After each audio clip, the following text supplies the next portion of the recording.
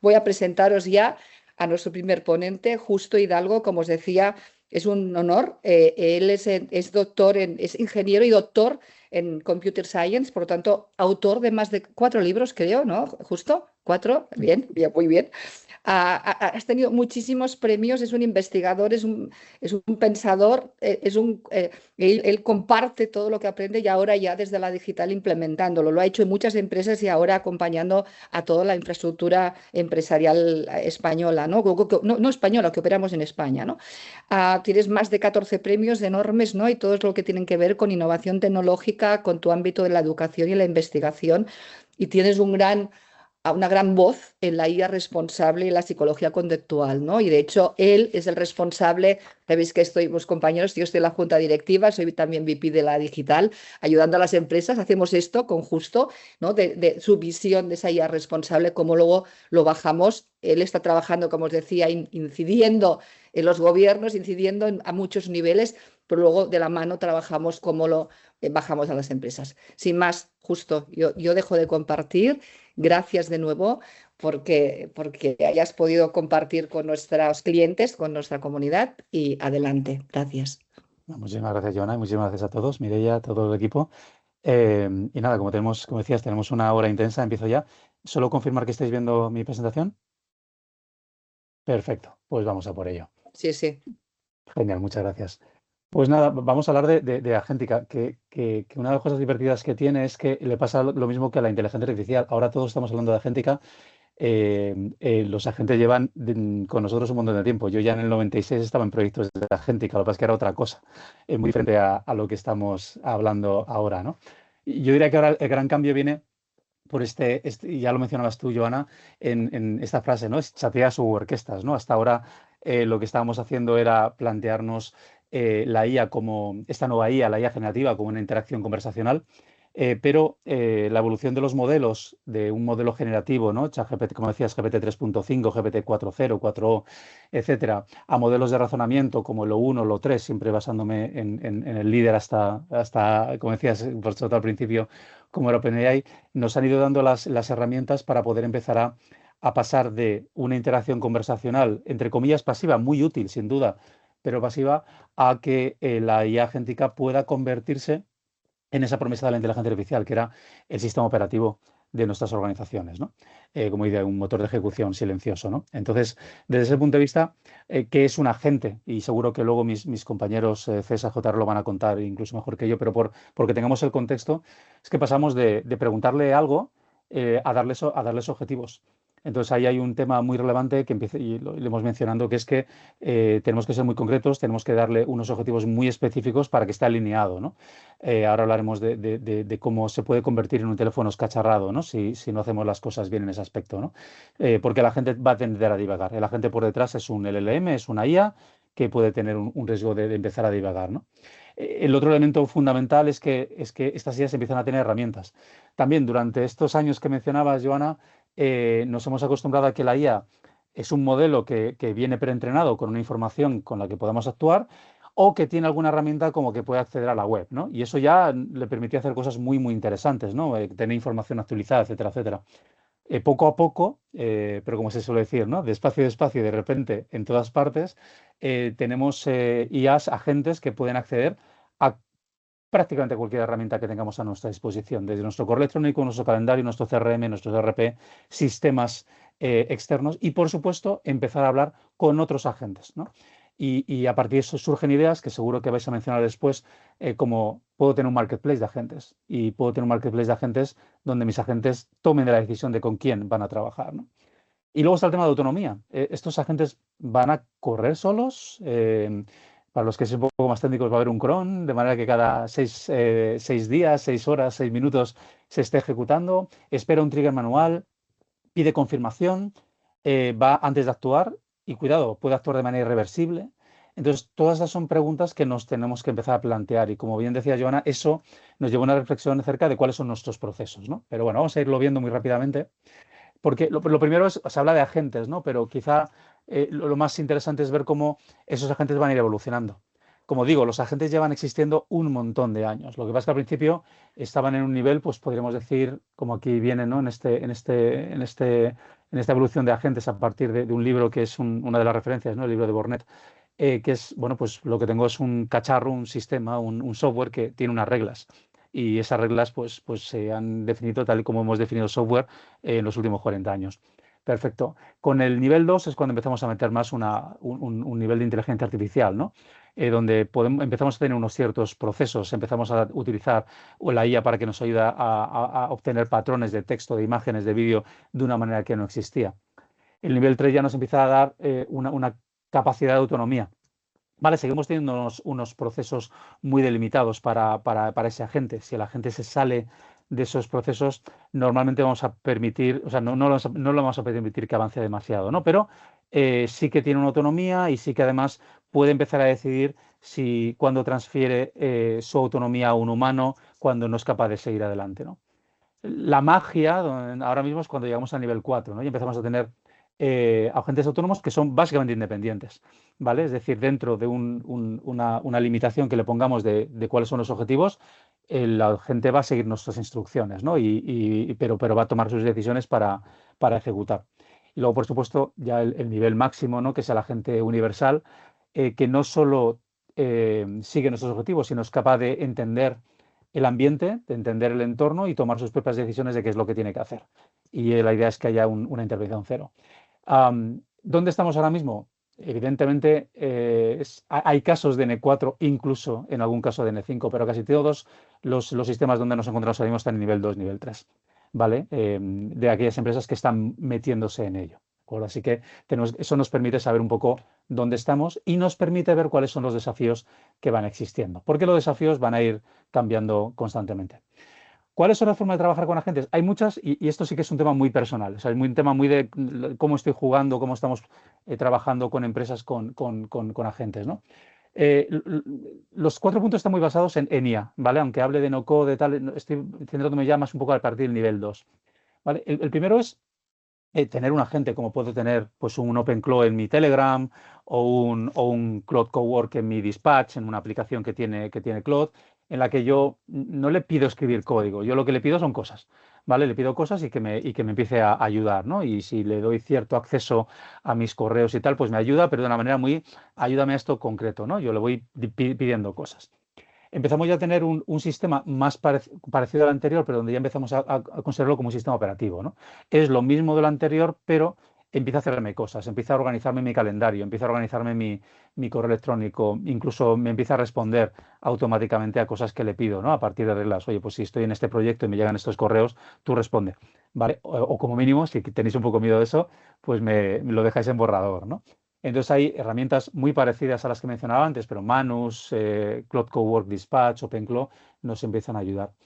Otra manera de trabajar con agentes es utilizar la IA para generar plataformas multiagénticas, ¿vale? Y ahí, en nuestro caso, en Digital, pues ya tenemos algunas plataformas de varias decenas de agentes. Por poner un ejemplo, pues plataforma de gobernanza de IA. O sea, nosotros tenemos un sistema al que le pasamos una definición de una IA que hace no sé qué, que toma unas decisiones sobre temas de empleabilidad, y lo que tenemos son 12 agentes independientes que analizan ese sistema desde el punto de vista de tecnología, de regulación de la IA, de moral utilitarista, de moral deontológica, de ética de la virtud, de sostenibilidad, de un montón de cosas.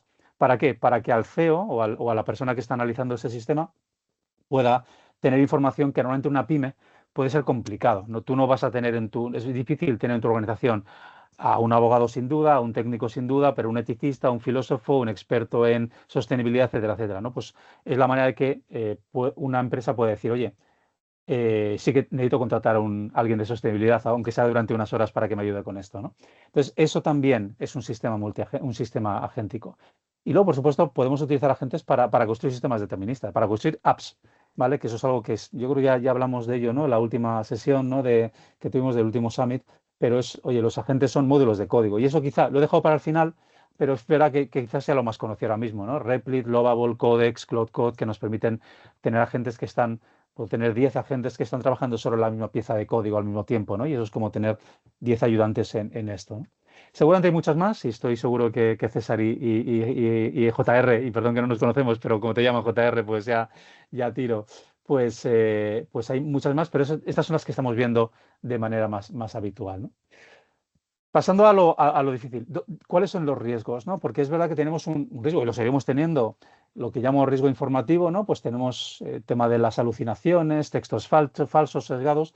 Eso va a seguir siendo la base y van a seguir siendo parte de los riesgos que tenemos que trabajar, ¿no? Porque ahí el daño principal es contenido y al final ese contenido es el que la comunicación entre agentes también es contenido, ¿no? Pero pasamos si todavía no hemos resuelto esto y pasamos a un riesgo operacional, ¿no? Porque le damos autonomía, le damos herramientas y a partir de ahí ese texto que hasta ahora era, bueno, pues, ¿qué es lo que puede pasar? Y es un riesgo, sin duda. Oye, pues publico algo que no debo en mi red social o tal. Bueno, es que ahora, no, es que ahora ese texto es el que se va a pasar de entrada a otro agente y puedo tomar decisiones que me puedan afectar, evidentemente a la reputación, pero también incluso desde un punto de vista financiero, ¿no? Es un fallo en ejecución.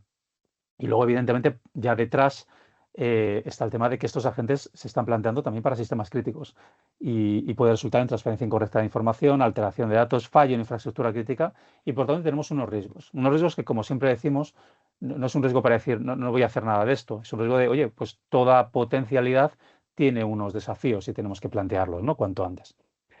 ¿Cuáles son ahora mismo en nivel 2, nivel 3, lo que nos encontramos como los tres desafíos principales en la gobernanza de los sistemas agénticos?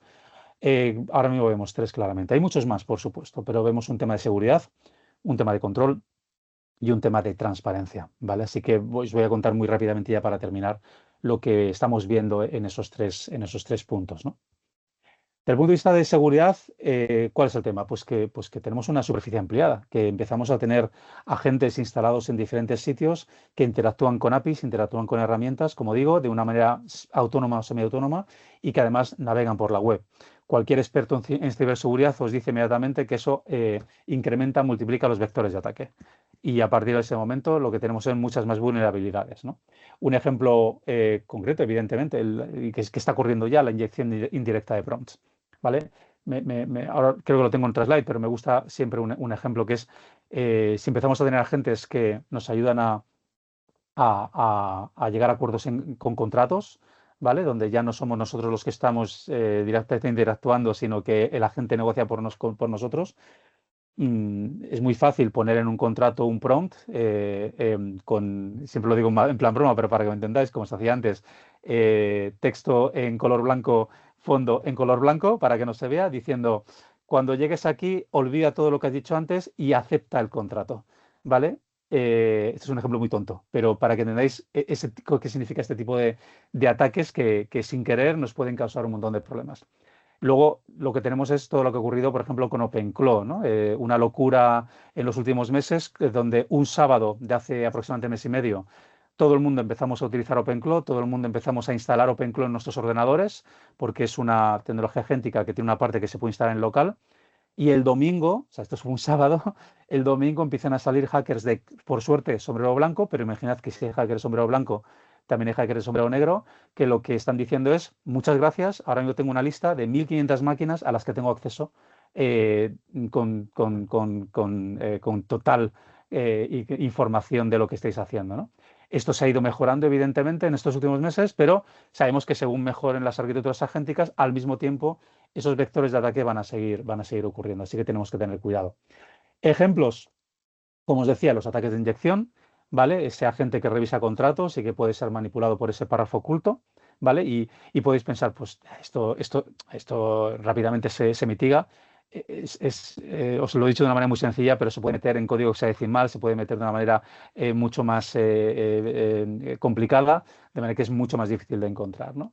Y luego el tema de las credenciales, ¿no? Donde hay un principio que es el de mínimo privilegio, ¿no? Demos a la gente solo acceso a lo mínimo y luego ya le iremos ampliando según se gana la confianza, como, aunque no me gusta antropomorfizar, pero como ese empleado nuevo al que le das solo acceso a una carpeta del Drive y luego poco a poco ya le vas permitiendo que acceda a más información, ¿no?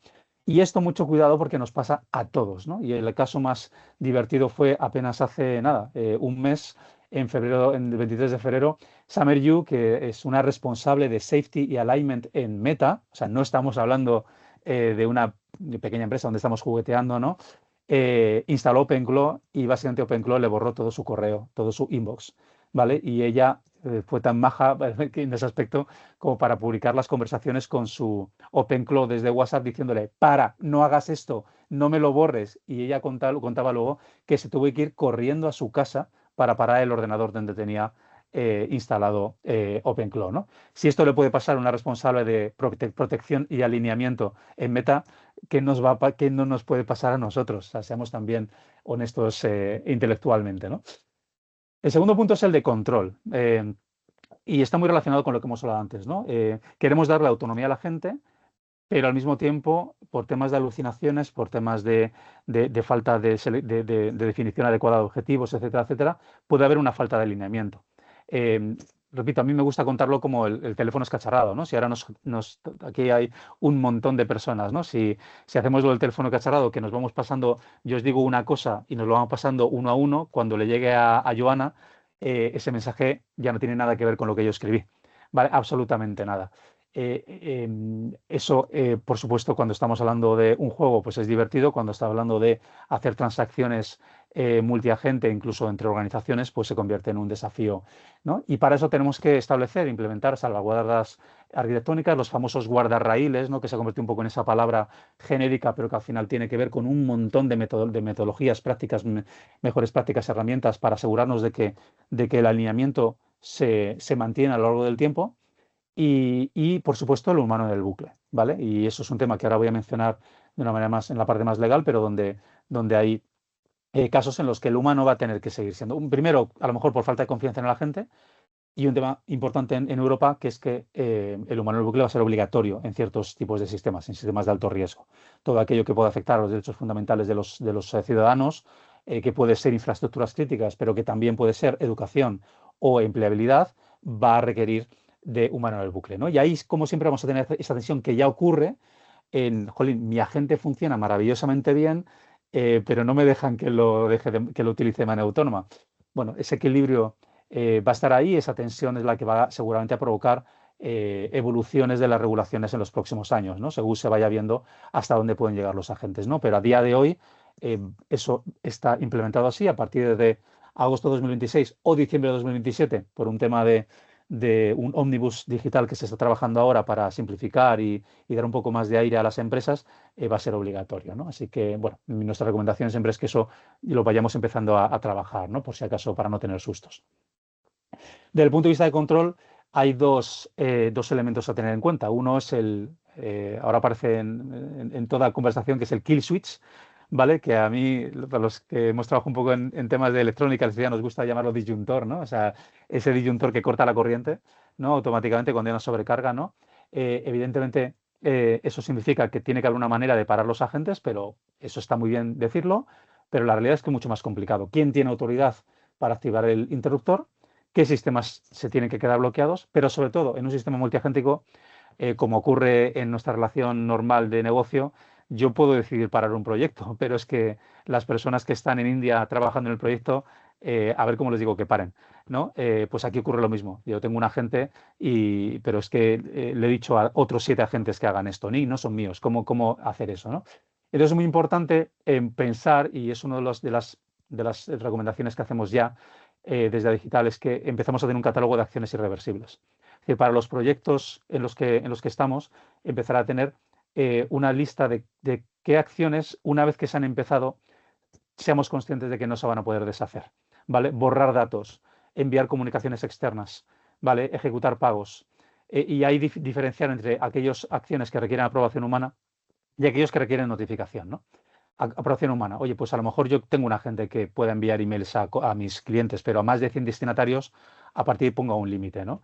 Ejecutar pagos superiores a 1.000 euros, eliminar registros de base de datos de producción, publicar contenido en canales públicos, ¿no? Pues cada uno, aquí no estoy diciendo las que tienen que ser, ¿eh? Aquí estoy diciendo ideas que han salido de asociados, de empresas con las que estamos hablando, ¿no? Podéis, vosotros en vuestro caso podéis decir que no son 100, sino 50 o 1.000, no, 5.000, lo que sea, igual que en la parte de notificación, ¿no? De hecho, eso es lo que estamos viendo en las aplicaciones comerciales, ¿no? Ayer, creo que fue ayer o antes de ayer, Cloud ha sacado un nuevo sistema de computer use, ¿no? De acceso a nuestra máquina, ¿vale? Para poder interactuar. Y aposta, por ahora, las interacciones van, o sea, el cómo vemos que se mueve el ratón va mucho más lento que un ser humano, ¿vale? Es un tema un poco todavía de que me dé tiempo a parar a Claude si empieza a hacer cosas que no me gustan, ¿de acuerdo? Eso, por supuesto, pasado mañana podemos decir, no, que vaya a toda velocidad porque hay confianza, ¿no? Eso tenemos que irlo viendo. Y ya para terminar, el pilar 3 que es el de transparencia, ¿no? Y ese para nosotros es la base, ¿no? No podemos tener seguridad, no podemos tener control si no sabemos cómo funcionan nuestros agentes. Y eso, aparte de ser complicado, pero también hace que las herramientas, las plantillas, etcétera, cambien. Si alguno de vosotros conoce los conceptos de tarjeta de modelo o tarjeta de sistema, que es como hay que documentar mínimamente los modelos o sistemas de inteligencia artificial por ejemplo, la propia Unión Europea ha creado ya una plantilla para las interfaces, las inteligencias artificiales de propósito general tienen que documentar la información para que nos llegue a los que vamos a utilizar esos modelos. ¿Qué pasa cuando en lugar de tener, bueno, pues un sistema que interactúa con un modelo, tenemos un sistema agéntico que tiene 27 agentes con 27 modelos y que además puede ir a un marketplace donde seleccionar otros agentes que tienen otros modelos, ¿no? ¿Cómo documento todo eso?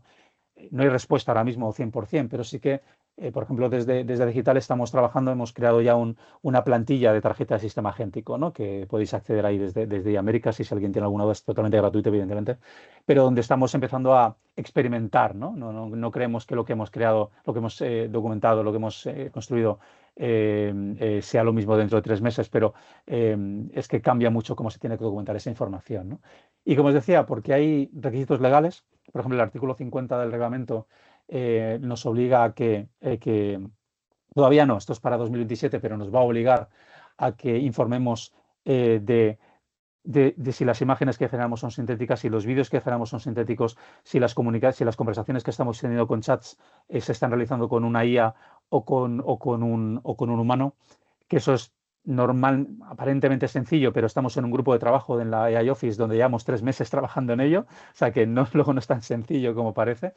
Y muy importante, hay sanciones por incumplimiento, ¿vale? Esto se considera un tema grave, no muy grave, pero una sanción grave lleva hasta 15 millones de euros o 3% de la facturación global del grupo, ¿vale? Los muy graves llegan hasta 35 millones o el 5 o 6%, no recuerdo ahora, ¿no? La entrada a vigor, y perdón, es 2 de agosto, pero realmente va a ser más tarde, pero eso lo tenemos que tener en cuenta, ¿no? Y por supuesto, para poder tener todo eso, tenemos que tener traza de todo lo que está haciendo nuestros agentes. Y por tanto, qué instrucción recibió, qué datos consultó, qué decisión tomó, con quién habló, qué resultado obtuvo, todo eso va a ser absolutamente obligatorio.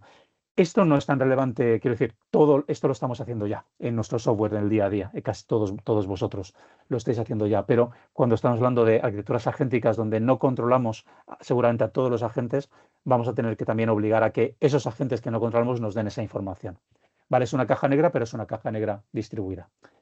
Y ya termino con mi último elemento, es esto dentro de la parte de transparencia nos lleva a que con estos cambios culturales, con la multitud de herramientas, de entornos que estamos utilizando para crear nuestros agentes, estoy seguro de que los que estéis ya con agentes no utilizáis un único entorno, utilizáis diferentes, OpenAI Codex, Replit, OpenClaw, Lovable, Manus, Cloud Cowork, y los que vayan saliendo, ¿no? Entonces, eso al final nos lleva a que nos encontramos con entornos como este, ¿no? Este es un entorno real y este es el mío, ni siquiera es el de A Digital. ¿Vale? Yo tengo ahora mismo 9 entornos y 74 agentes, ¿vale? Trabajando, ¿vale? No 24/7, pero los tengo delante, ¿no? Desde tareas, muchos de esos agentes, lo digo para que no parezca que aquí está haciendo un montón de cosas, muchos de esos agentes son tareas programadas muy sencillitas, ¿vale? Pero otros son sistemas multiagénticos. El que os he contado, el sistema de gobernanza, tiene 13 agentes.